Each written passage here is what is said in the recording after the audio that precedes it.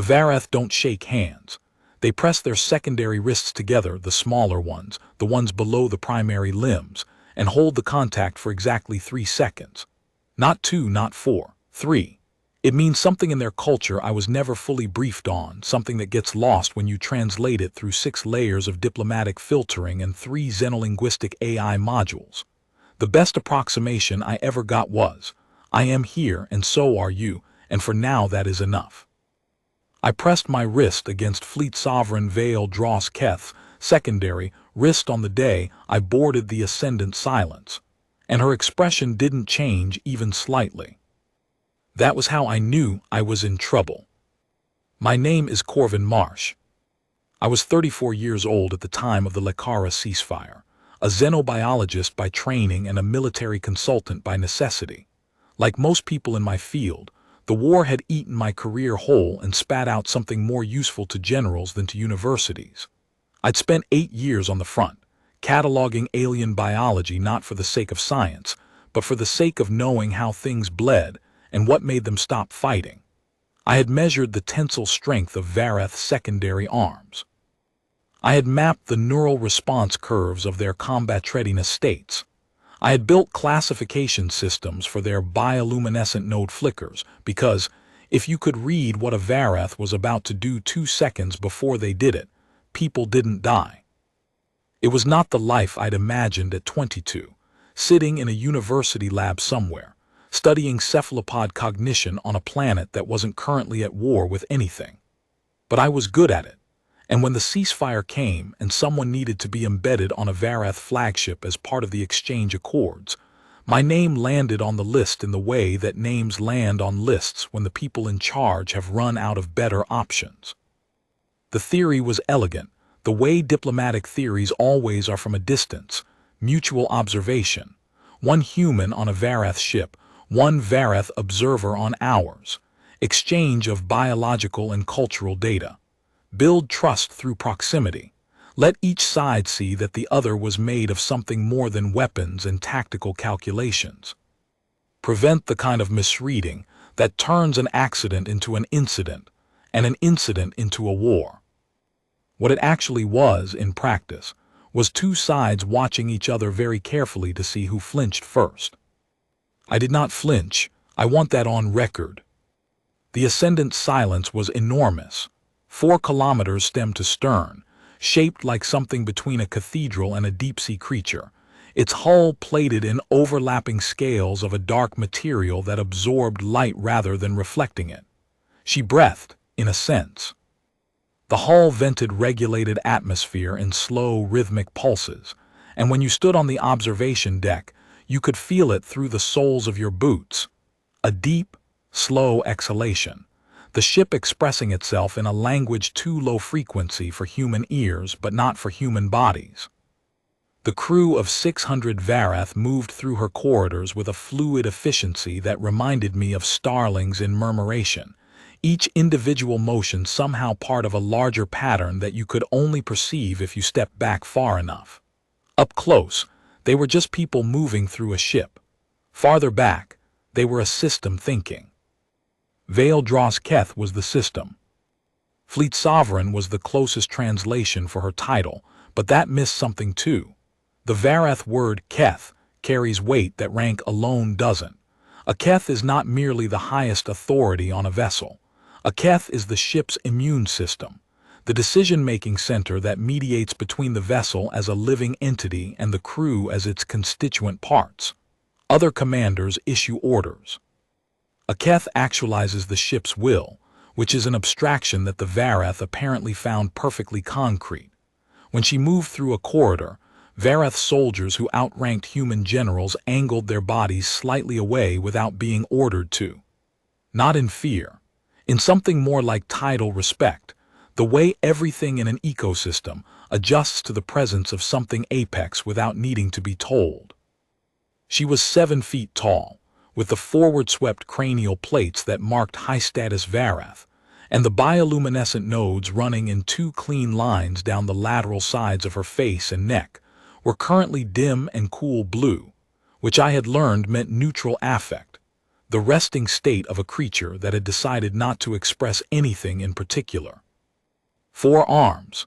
The upper 2 primary and massive, built for the kind of physical violence that Vareth combat history suggests was once the primary mode of engagement before they developed weapons.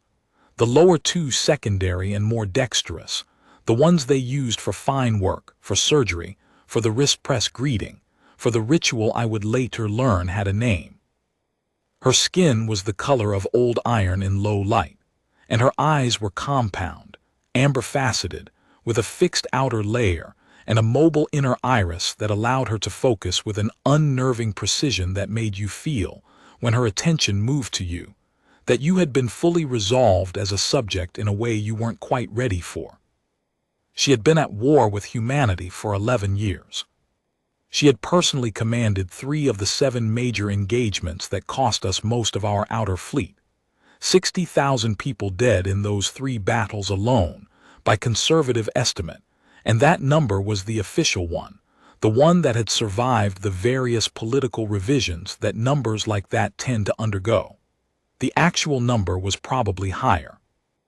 I knew her tactical record better than I knew most things about her, because the military had briefed me on it in considerable detail, and what struck me about it was not the scale of the losses we had sustained but the consistency of the methodology.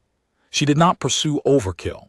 She engaged, she achieved her objective, and she disengaged. No unnecessary casualties inflicted by Vareth standards. She was not cruel. She was precise. And precision in a war can look like cruelty from the losing side but is technically something else. Now I ate my meals 50 meters from her private quarters and tried to seem like I was worth keeping alive. For the first 3 weeks, she spoke to me exactly twice, both times to give me safety information about sections of the ship where my biology would be at risk.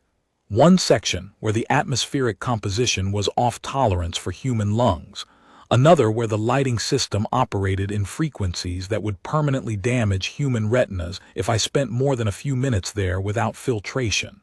Not warmth, not hostility.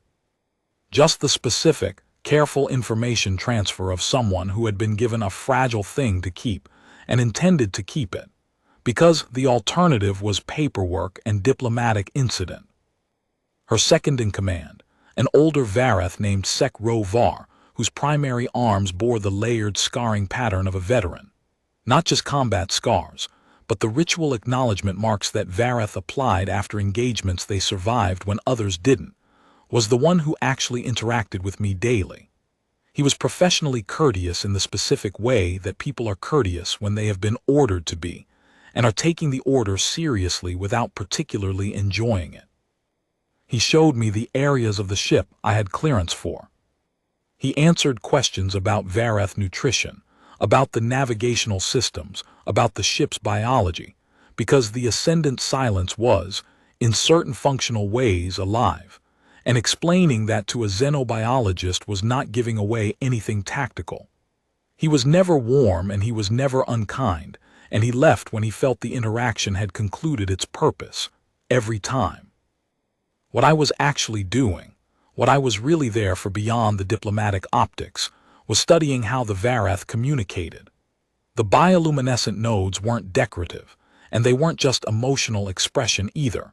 They were a constant low-bandwidth transmission system, a secondary language running beneath their spoken words and their written language and every other communication medium they used. A Vareth could say one thing verbally and express something entirely different in the node flicker, and unless you knew what to look for you would miss it completely. They did it constantly. They did it the way humans do microexpressions, not as deception primarily, but as context, as subtext, as the part of meaning that language alone couldn't carry. I had a recording device built into my left eye's contact lens. Military-grade optical capture with a compression and encryption architecture that would have taken a Vareth analyst about 2 weeks to crack, probably, if they found it and decided it mattered. I was building a dictionary. Frame by frame, interaction by interaction, correlating node states with outcomes, with decisions, with the moments when Vareth behavior became legible in ways it hadn't been before. I wasn't proud of it. The ceasefire was genuine, or at least I believed it was genuine on the level that mattered, which is to say, I believed the people who had made it were not being cynical. But the ceasefire was 14 months old, and ceasefires end, and 14 months was not long enough to stop being a military asset even when you were trying to be a diplomat. I wondered sometimes if the fleet sovereign was doing the same thing to me. I concluded that she probably was, and that this was fine, and that the whole arrangement was a kind of structured mutual intelligence gathering, wearing the costume of cultural exchange. What mattered was that neither side let the costume slip in a way that destabilized the thing it was covering. The ceasefire was real even if some of the reasons for participating in it were calculated. That's what peace usually is. The assassination attempt happened on a day that started like every other. I had been in a better mood than usual, which in retrospect feels like something the universe should have flagged for me. I had made a small breakthrough in the Node Flickr dictionary. A color sequence that I had been cataloging for weeks without being able to place had finally resolved into a meaning, cross-referenced against 3 interactions where I could now confirm the behavioral outcome. It was a small thing, a single entry. But every entry felt like a word learned in a language that the speaker hadn't expected you to bother with. And there was something in that I found quietly sustaining even on the days when Vareth diplomatic courtesy had the warmth of a manual. I was in the secondary observation chamber, a space the crew had conceded to me, not warmly but practically, because they had determined that a human who was going to spend months aboard a Vareth ship would need somewhere to stand and look at something other than Vareth hull metal when the ship's alert system activated. Vareth alert tones are not like human ones. We use escalating frequencies, increasing volume, the sonic equivalent of alarm. The Vareth go the other direction. Their alert tones get quieter and more specific, and when the corridor outside my chamber went from its usual low ambient hum to a very particular silence, I recognized it the way you recognize the sound of a conversation stopping when you walk into a room. Everything had just become more deliberate. The silence was doing work. Every Vareth in the corridors near my chamber changed posture and direction simultaneously, not with the visible urgency of human security response. No running, no shouting, no visible display of alarm. They moved differently, more efficient, more terminal, the way water moves when the pressure changes. I had spent 8 years watching Vareth bodies in crisis situations, and I knew the taxonomy.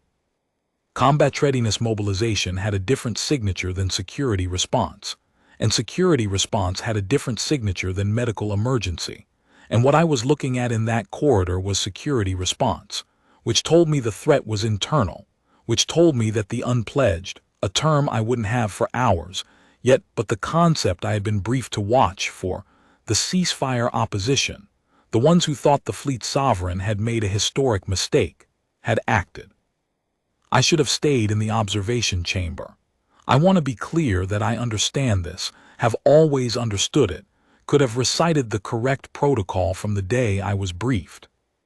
I was not assigned any function in the ship's security architecture.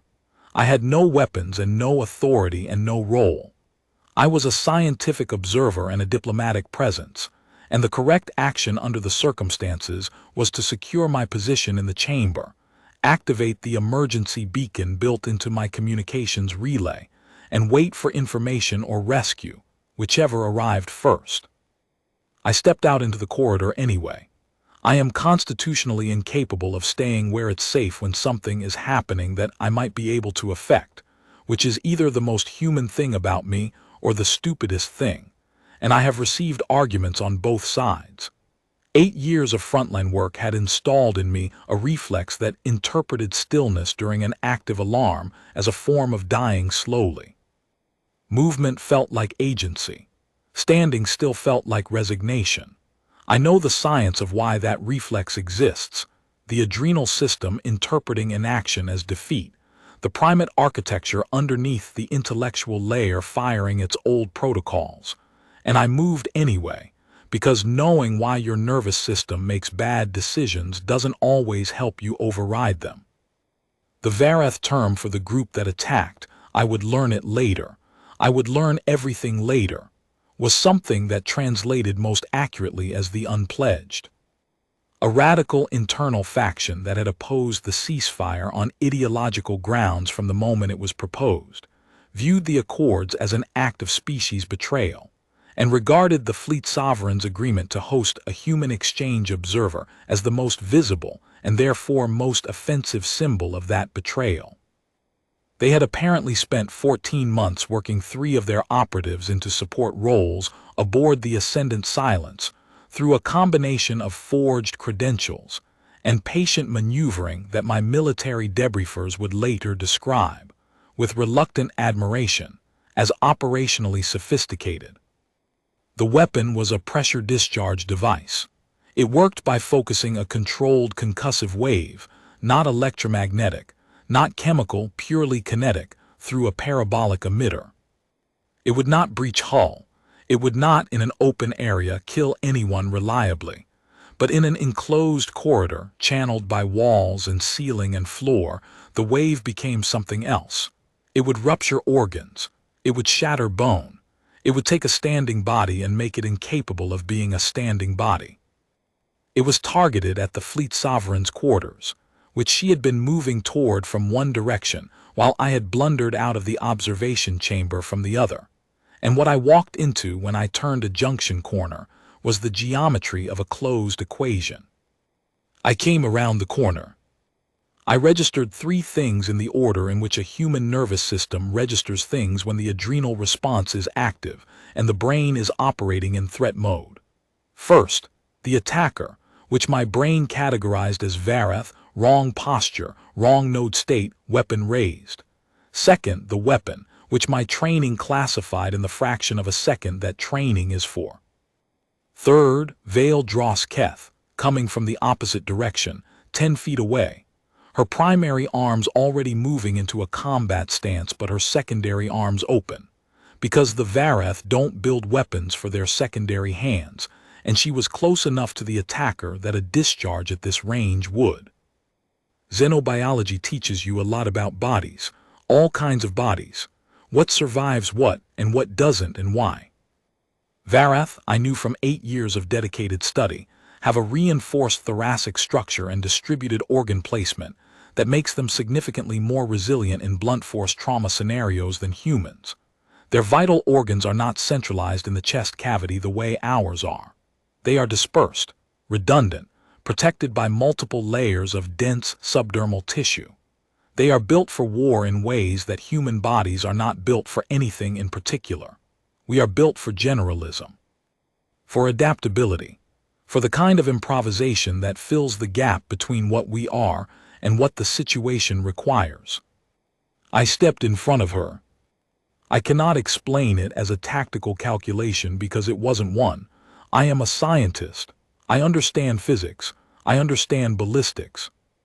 I understand the geometry of concussive dispersal and the attenuation of kinetic energy across the relevant distances. And if I had been calculating, the calculation would have told me that my position made very little difference to the outcome, that I was too far from the weapon's primary focus, that the Fleet Sovereign's own biology would absorb the wave with more resilience than mine. I did not calculate. I moved, because the situation required movement, and I was the thing with a moving reflex. 8 years on the front line teaches you that thought is the second thing that happens. The first thing that happens is your body deciding. The concussive discharge hit me from approximately 2 meters out. The wall of the Ascendant Silence stopped me from going very far, which meant instead of being thrown clear, the full energy transferred through my body and then through the wall. I heard something in my chest make a sound that ribs make when they separate from the sternum, which is a sound you only need to hear once to catalog permanently. My lungs decided briefly to stop cooperating.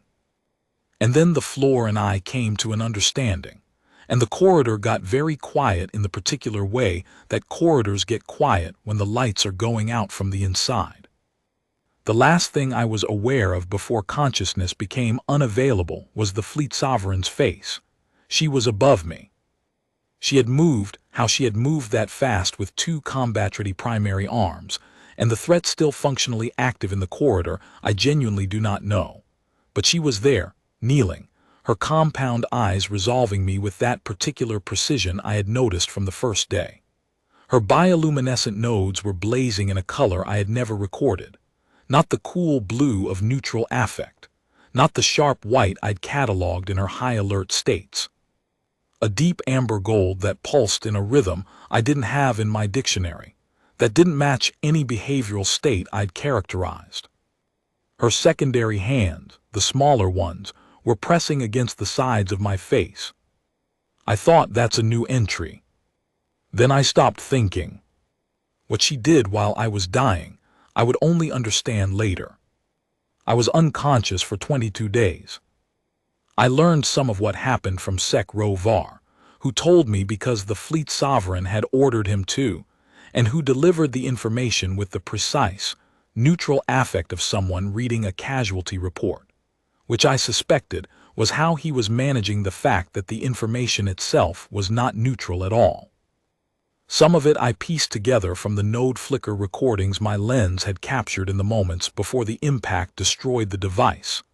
The amber gold node state had a name. It turned out, it had a meaning, and that meaning was the first piece of the larger thing I was trying to understand. Some of it came from Pel Oth Ro, the Vareth medical officer, who had the daunting task of treating a human body with Vareth instruments and Vareth medical knowledge, and handled it with a precision that I would describe as impressive if I weren't so invested in maintaining appropriate professional distance from the person who kept me alive. And some of it, the most important part, the part that changed how I understood both our species and whatever was happening between them, I learned from Vale Dross Keth herself. The first thing she did, before the medical team arrived, was perform the Kel Vareth. There is no clean human translation for that phrase. The scholars who later worked on it produced a range of options: the sovereign's breath, the life transfer, the vital offering, and all of them captured a piece and missed the whole. The Kel Vareth is a ritual that exists, as far as Vareth cultural and historical record shows, for exactly one purpose and in exactly one circumstance: to sustain a Vareth soldier's consciousness through mortal injury long enough for medical support to arrive. It works through the bioluminescent nodes, which are not merely expressive organs but bioelectric generation and transmission systems. The charge they produce, the same charge that produces the node flicker communication, that runs beneath every piece of Vareth expression, can be transferred through direct contact. A controlled, sustained pulse of what amounts to the Fleet Sovereign's own vital bioelectric force, fed through her secondary hands into a failing body's nervous system, bridging the gap between what the body can still do and what it needs to do to stay alive. It had never been performed on a non-Vareth.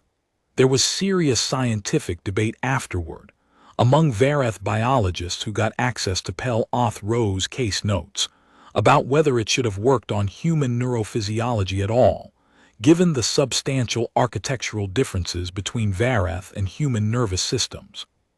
The consensus, eventually, was that it worked because the Kel Vareth operates at a level below species-specific architecture, below the specific shapes that nervous systems take, at the level of the basic bioelectric imperative that all complex life on both our evolutionary lines shares. The signal that says, continue. The signal that says, not yet. It worked. Not easily. A Kel Vareth is not a costless act for the giver. The bioelectric reserves of even a high-status Vareth like the Fleet Sovereign are finite, and channeling them continuously through contact with a foreign body, particularly a body running on different systems, accepting the charge without the native architecture to route it efficiently, absorbing it in whatever rough approximation the human nervous system could manage, requires sustained effort and sustained output at a level that depletes. Pel Othro told me, with a clinical flatness that somehow made the information land harder than emotion would have. The fleet sovereign maintained the contact for 40 minutes. 40 minutes of kneeling on a corridor floor with her secondary hands pressed against the face of a dying human, feeding her own biological resources into a body that had no native capacity to receive them efficiently, while her command crew stood around her, while her ship was still in active security alert status, while 3 attackers were being physically subdued in adjacent corridors, while the entire operational status of her fleet responsibilities continued to exist and require her attention. None of that attention was available. She was on the floor with a human. Her council had convened without her, because her council understood that she could not be reached. I would learn about the council meeting from Sec Rovar, who described it with the careful neutrality of someone who had witnessed something genuinely unprecedented, and was still performing the cognitive work of integrating it with everything he thought he knew. 3 of the senior commanders had argued, not unreasonably from the perspective of Vareth command doctrine, that the fleet sovereign's primary obligation was to the ship and the fleet and the living crew of 600, and that the human, while alive when the medical team arrived, was in Pel Othro's initial assessment unlikely to survive his injuries regardless of intervention, and that the Kelvareth was a strategic depletion of the sovereign's vital reserves for an uncertain outcome on behalf of a ceasefire observer whose death, while diplomatically unfortunate, would not represent a material failure of the Accords. The argument was logical. In the framework of Vareth command doctrine, which had been built across centuries to prevent exactly the kind of individual decision-making that depleted ships of their most critical resource, the coherent will of the Keth, it was arguably correct. Vale Dross Keth had been informed of the argument between the 4th and 5th nodes of her lateral line, which meant the message had been transmitted while she was still in contact with me, still on the floor. The node flicker that constituted her response was recorded and later translated, and I have read it many times. It said, "I know." And then it said, "A thing done in secret is incomplete," which is not a direct answer to the argument, but it was the only answer she gave. The 3 commanders did not pursue the matter further. Sec Rovar told me about this part last. I think he was deciding how to frame it, or deciding whether to include it at all, and settled on including it because he was delivering the fleet sovereign's instructions, and the instructions were, complete account, nothing elided. He told me that the council chamber was quiet after she spoke, the way rooms are quiet when someone has said something that has reorganized the available space. And then one of the 3 commanders who had argued against the Kelvareth stood up and pressed their secondary wrist to the table. Not a greeting, not a sign-off, a different gesture entirely, one that Sec Rovar translated for me as something like, "It is noted and accepted." The other 2 followed. Whatever they thought privately about the decision, they understood what had been invoked. The compact between the Keth and the ship runs deeper than doctrine. She had appealed to it, and they were not constituted to deny the appeal. She left the floor when the medical team arrived and confirmed a viable pulse. Not when I was stable, not when the full assessment was complete. When the first pulse reading came back, she stood up. And if anyone in her crew noticed that she moved through the next several hours with a particular care in the placing of her feet, that the smooth efficiency that ordinarily characterized her movement was replaced by something more deliberate, more conserving, no one said anything. Pel Othro noted it in the medical log without editorial comment, which I think was its own kind of commentary. The cost had been real. She had paid it. She resumed commanding her ship. What she did next was falsify the battle status reports. The Ascendant silence was required, under the protocols of the Lekara ceasefire, to transmit regular status updates to Fleet Command. The Accords also specified that any significant incident involving the human exchange observer, including injury and particularly including near death, had to be reported to both human and Varath command within 6 hours of occurrence to prevent the incident from becoming a source of misinterpretation. The trigger for that report was obvious. The report would have generated a mandatory review. The review would have involved Fleet Command sending observers, would have required the Fleet Sovereign to produce a full incident analysis, would have frozen the ship's operational status pending assessment. It would have taken, conservatively, 3 days to complete the bureaucratic process, even on an expedited timeline. Pel-Oth Ro had told her that 3 days without the additional support of the classified neural archive was very probably the difference between a human who survived and a human who didn't. She altered the reports to show a routine internal maintenance alert. She bought 48 hours. She used them. She then authorized Pel-Oth Ro to access the neural mapping archive. The archive is the part of this story that I find most difficult to sit with, not because it was wrong, given the purpose, given the outcome, given everything, but because of what it represents.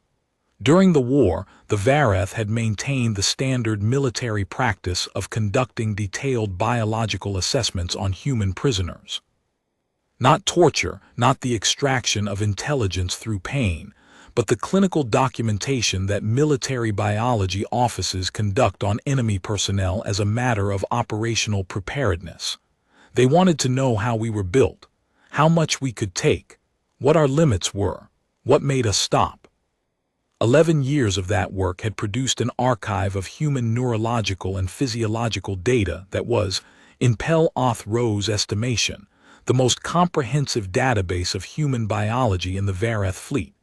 Neural architecture maps, cardiac rhythm baselines, pulmonary response profiles across trauma conditions. The specific internal geography of how human bodies organize themselves, where the critical systems are, how they interact, what interventions work and what interventions, intended for Varath physiology, would kill a human who received them. Pel-Oth Ro did not have clearance for that archive. The clearance level required was sovereign only, because the archive existed in a gray area of the Accords, permissible to hold, restricted from active strategic use. Vale Dross Keth signed the access authorization without hesitation. She absorbed the jurisdictional violation personally. She filed it proactively with Fleet Command, eventually, in the same disclosure package that contained her account of the entire incident. She did not attempt to obscure it. The treatment protocol that Pel-Oth Ro built from that data, the specific interventions, the sequencing of support measures, the targeted management of my particular injury pattern, kept me breathing for 22 days while my body performed the slow, stubborn work of deciding to continue. I am told, and I believe, that without it I would not have completed that work. The third thing she did was sit outside the medical bay. 9 hours. Pel-Oth Ro had given her the initial stability assessment at the 3-hour mark, had indicated that the critical window was the first 12 hours, and had informed her that there was nothing additional that could be done medically that was not already being done. She had this information. She sat in the corridor outside the room anyway, her back against the wall, her primary arms crossed, her secondary arms resting in her lap. Her nodes were burning that amber gold in the dark corridor, the pulsing slowed to something low and steady, like a fire that has found its rhythm. Sekrovar sat with her for the first 2 hours. He told me, not because he had been asked to, but because he had served beside her for 14 years and did not believe she should be alone. She did not ask him to leave. She did not speak. He sat with her in the way that people sit with each other when there is nothing useful to say and the presence itself is the whole point. At the 6-hour mark, 3 members of the crew, a navigation specialist, a weapons systems coordinator, and the young Varath who had been managing my dietary requirements for the whole of my stay, whose name I did not yet know, came and sat in the corridor. Not ordered, not invited. They sat down against the opposite wall, nodes dim, and stayed. By the 9th hour, When Pel-Oth-Ro came out and said that the critical window had passed and that the human was almost certainly going to survive, there were 14 Vareth sitting in that corridor. I did not know any of this when I woke up on the 22nd day. The waking was quiet, not dramatic, not the gasping return to consciousness that films and stories prefer, which is a narrative convention with very little medical basis. I opened my eyes, recognized a ceiling that was not human in its geometry or material, recognized the particular quality of light that Vareth ships produce in their low cycle phase, and spent approximately 30 seconds establishing that I was alive and that this was not a place I had died in. My chest felt like the inside of something that had been compressed and was still in the process of returning to its original shape. Breathing was a negotiation. Moving was an idea I decided not to pursue for another hour. Pel-Oth-Ro came in without announcement, checked my vitals with a device that looked like nothing medical and was everything medical, and told me in accented but functional English, which I had not known they spoke, though I probably should have guessed that a military medical officer treating an enemy combatant species would have done preparation, that my cardiac architecture had sustained significant structural damage, that 2 ribs had separated from the sternum and been reapproximated, that my left lung had partially collapsed and been reinflated with direct intervention, and that I was alive because of the Sovereign's Kel-Vareth and the archive access and the treatment protocol, and also, they said, because in their professional judgment, I had a remarkably stubborn physiological baseline. That tracks, I said. My voice sounded like gravel and old machinery. The nodes did something brief that I couldn't read yet. Pel-Oth-Ro wrote something into a device I assumed was a chart. You should not speak much today, they said. Where's the fleet sovereign? Commanding her ship, said Pel-Oth-Ro. As is appropriate, she was informed you were awake. A pause carefully measured. She will come when she determines it is right to come. I slept for most of the next 2 days. When I wasn't sleeping, I was lying in the particular semi-aware state of someone whose body is conducting complex internal repairs and requires quiet to do them. Pel-Oth-Ro came and went with the precision of a professional conducting a monitoring protocol, checking things I couldn't name on instruments I couldn't read, occasionally making small adjustments to what I was breathing or what was going into my arm through the port they'd installed on the 2nd day of my unconsciousness. They told me things, where I was in recovery, what the remaining structural concerns were, what the expected timeline looked like. They told me these things with the flat specificity of a medical officer reporting data, which I found more comforting than reassurance would have been. Reassurance can be false. Data is what it is. On the 2nd day, they brought food, human-compatible food, prepared using the dietary profile they had built during the first weeks of my stay and apparently refined during the 22 days I hadn't been conscious to eat anything. That detail, the refinement of my dietary profile while I was unconscious, sat with me in a way I couldn't entirely account for. Someone had kept thinking about it, had kept updating the model, had treated the project of keeping me fed as an ongoing responsibility even when I wasn't there to need feeding. I told myself it was clinical thoroughness, and I might even have believed it. Sek-Rovar came on the 4th day. He brought food again, and he sat down in a way that I recognized as the posture of someone who has a report to deliver, and has decided that delivering it requires physical presence rather than communication relay. He was quiet for a moment before he started, which for Sek-Rovar, who I had never seen waste time on anything, meant he was deciding something about sequence or emphasis. Then he told me about the Kel-Vareth. He told me about the 9 hours. He told me about the falsified reports and the archive access, and when he got to the censure, the formal censure, the one that would remain in the Fleet Sovereign's official fleet command record for the rest of her command career, weight that does not dissolve, a mark in the permanent ledger of a sovereign who had never before given fleet command occasion to censure her for anything. He slowed his account slightly. The way someone slows when they arrive at the part of a story that still surprises them. A fleet sovereign of the Varath fleet, censured for saving a human, filed proactively, absorbed personally, not appealed. I ate whatever the food was, and looked at the viewport and thought about that for a long time. Why is she telling me all of this? I said. It was more observation than question. She could have let me wake up and know nothing. She could have told me the Kel Varath was standard protocol. She could have given me a minimum account that covered the facts without the cost. Sekrovar considered this with the care he gave to most things. The fleet sovereign said, he told me, that a thing done in secret is incomplete, that you should know the weight of what was given. He looked at his hands for a moment and then back at me with an expression that I was coming to read as something like the Varath equivalent of reluctant respect. She said, "It is not a gift if the one who receives it does not know its name." I turned that over for a long time. I had been in the business of learning alien languages for 8 years. I knew that in most languages, including Varath, the word for gift carries no implication of return. A gift in the Varath vocabulary is something given outside the structure of exchange. You give it, and the giving is complete, and no accounting is expected.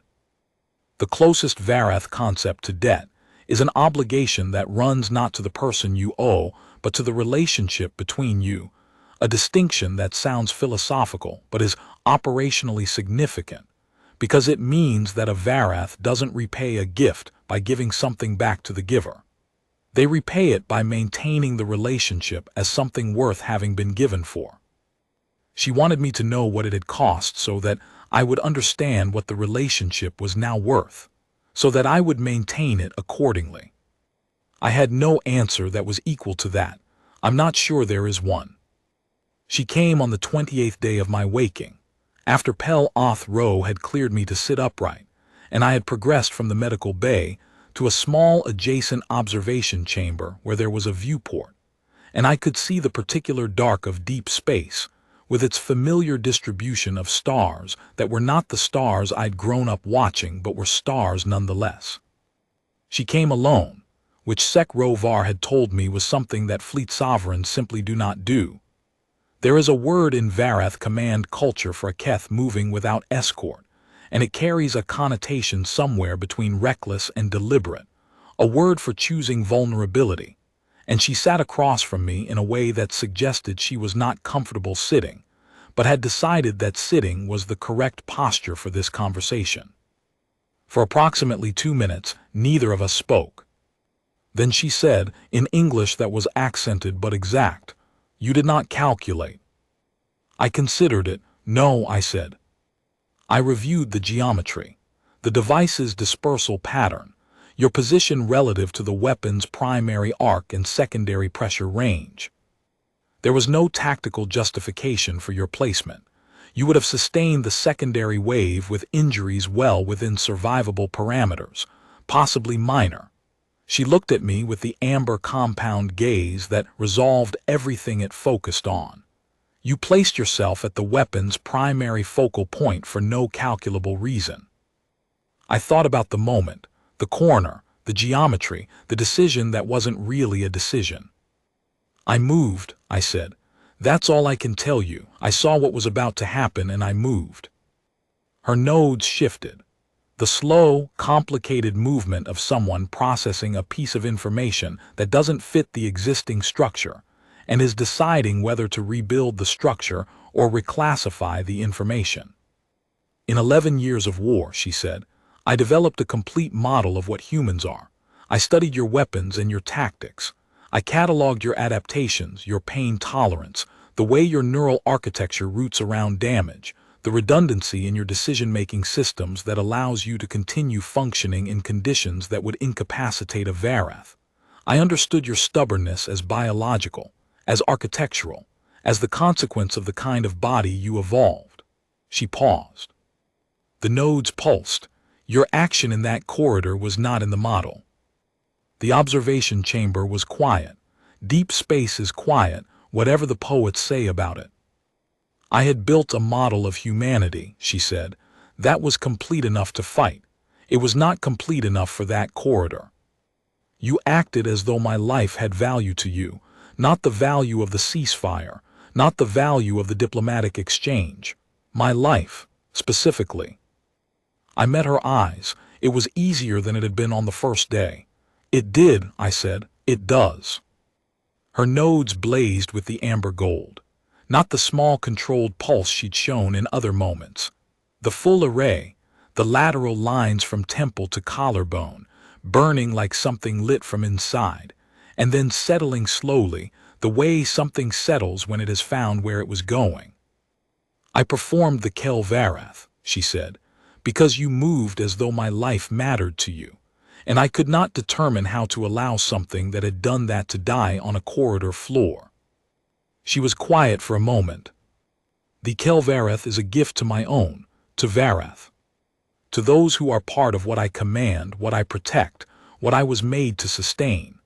She looked at me with an expression that I realized, with the slow certainty of someone learning a new language, was something I didn't have a word for yet.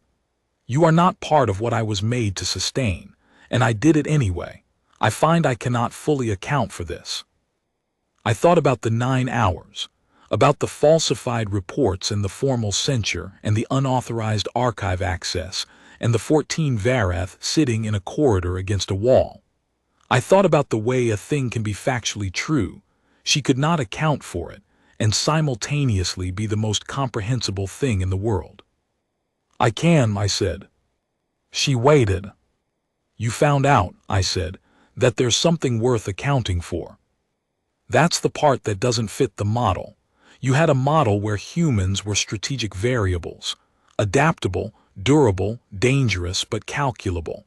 And then one of us did something that couldn't be calculated, and it turned out that you have a response to that. That there's a version of you that can't let that die. The amber gold nodes burned slow and steady. You performed the Kel Varath for Sek Ro Var, I said, because he had served you for 14 years and you couldn't let him go. Yes. You performed it for me, I said, because of 30 seconds in a corridor. She was very still. I think, I said carefully, that those might be the same reason. I think you might already know what the reason is. You just haven't found a word for it, yet in a species that isn't yours. Her secondary hands moved, a small movement, a half gesture, not the full wrist press but the posture of it, the beginning of a motion that was stopped before it completed. She looked at her own hands for a moment and then back at me, and her expression was the expression of someone who has just found the edge of a thing they didn't know existed. You said, I said, that a thing done in secret is incomplete, that I should know the weight of the gift. I paused. I know the weight. I know what it cost. And I want you to know that it matters to me in a way that I also cannot fully account for, except to say that it's the same way that I can't account for why I moved in that corridor. Both of those things are the same kind of not accountable. For a long time, the only sound was the deep, slow breath of the ascendant silence. Your recording device, she said finally. My stomach dropped. I kept my face steady. The optical capture system in your left eye contact lens, she said. Military grade, encrypted. A pause, measured and deliberate. I have been aware of its presence since your first day aboard. I said nothing. It is still functioning, she said. I did not have it removed. I did not have it disabled. I did not alter the conditions of your stay in any way that would have prevented its use. Her gaze held mine. I assumed your commanders would want a complete record of your time aboard the Ascendant Silence. I determined that a complete record was appropriate. I understood what she was telling me. I understood it fully. In your report, she said, you should include everything. The Kel Varath, the archive access, the 9 hours, the council meeting, all of it.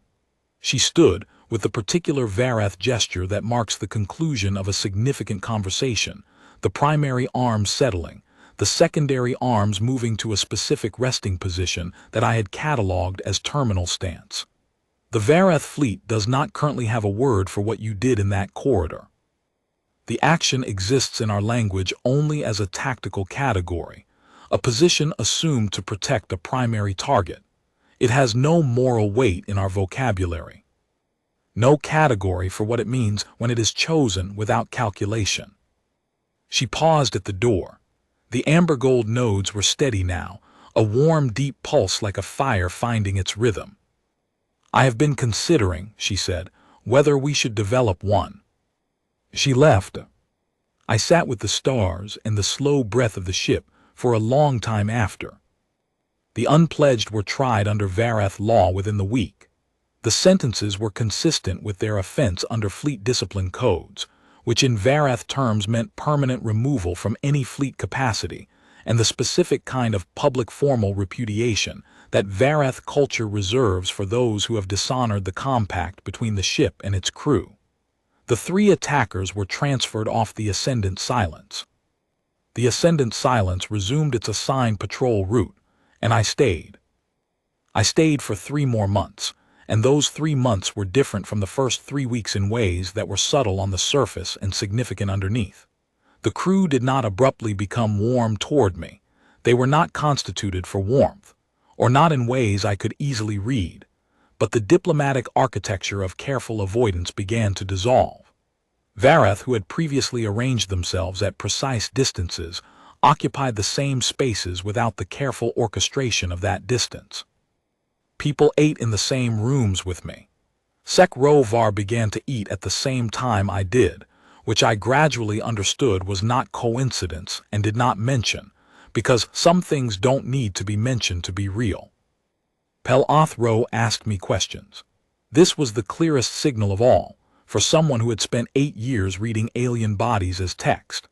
Clinical interest looks different from genuine curiosity, and Pel-Othro's questions were the second kind, questions about how human memory consolidated during sleep, about how the pain response varied across individuals, about the relationship between the human social structures and the neural architecture that supported them.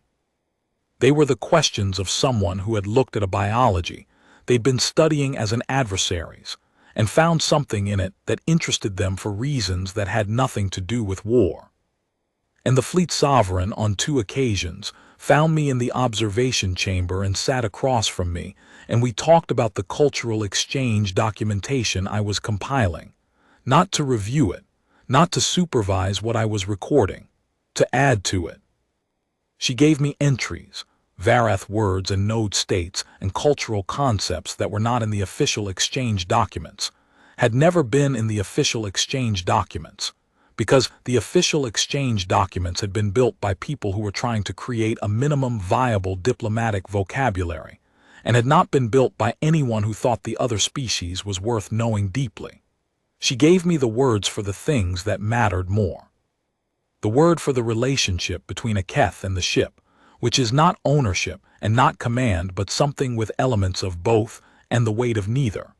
The word for the specific quality of trust that forms between soldiers who have survived the same engagement. The node state that corresponds to the Varath experience of something that exceeds what language can contain. She did not explain why she was giving me these things. I did not ask. Some explanations would have diminished what they were explaining. I left the Ascendant Silence at the end of those 3 months. It was the low-warm phase of the ship's light cycle, what I had started calling morning, out of a stubbornness that I think she found at least mildly interesting, when I gathered my kit and my recordings and made my way to the transfer bay. The kit was lighter than it had been when I arrived, not because I'd lost things but because I'd given some of them away. Small exchanges, small tokens of the kind that don't mean anything by themselves and mean everything in aggregate. A human food packet that one of the crew had been inexplicably fascinated by. A field notebook that Pel-Othro had handled with the careful curiosity of someone who had never seen handwriting used as a primary recording medium. I brought nothing home from the Ascendant Silence except the recordings and a contact lens that no longer had a functioning device in it, and the particular weight of having lived inside something that should have been hostile, and found it less foreign than expected. Vale Dross Keth was in the transfer bay. So was Sek Rovar, standing to her right in the way he stood when he was present as himself rather than as second in command, which was a distinction I had learned to read. So was Pel Oth Ro, and 6 members of the crew whose node patterns I could now read with reasonable accuracy, even if I still occasionally confused their given names. They were not in formation. They were simply there, in the way that people are there when they have decided that the event requires their presence, and are not going to analyze that decision further. Vale Drosketh stepped forward. She pressed her secondary wrist to mine. The small hands, the dexterous ones, the ones that had been pressed against my face in a corridor for 40 minutes on a day when I was doing my best to die. 3 seconds. She held it for a fourth.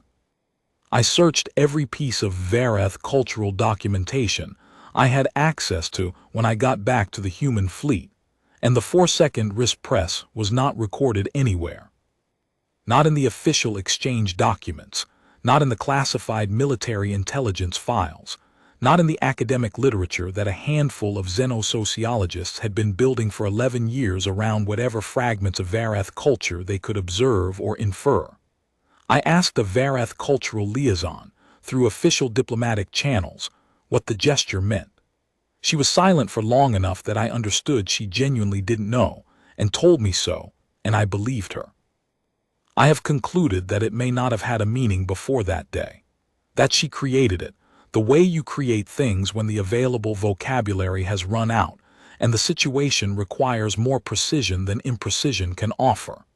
The 3-second wrist press means I am here, and so are you, and for now that is enough.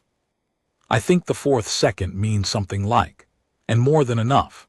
And the difference between enough and more than enough is the whole difference between a ceasefire and whatever the thing is that has been building since a corridor on a ship in deep space, when I stepped where a calculation said I didn't need to go. I think it meant, and that is more than enough. The Lakara ceasefire has held for 4 years since that day. It has outlasted every diplomatic model, every military analyst's timeline for expected breakdown, every internal political pressure point on both sides that should have fractured it by now. There was a resource dispute in the Lakara system that nearly ended it in the 2nd year.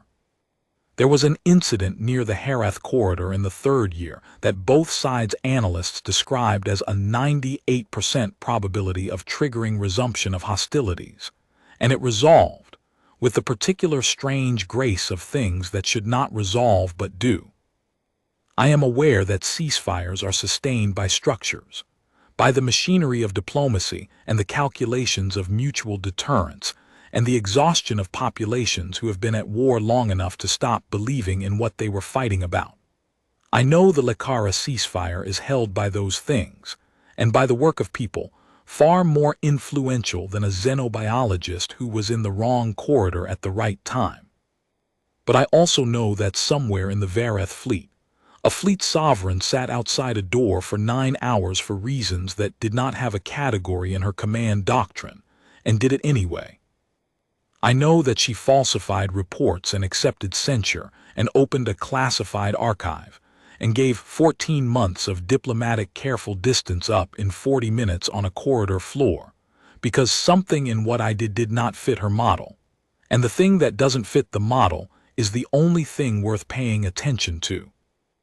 I know that she found a new color, that there is a warm copper-gold node state that now exists in the Varath cultural documentation that did not exist in the official exchange records before, that she added herself, in her own entry, in the section on what the Varath call the things that exceed what language can contain.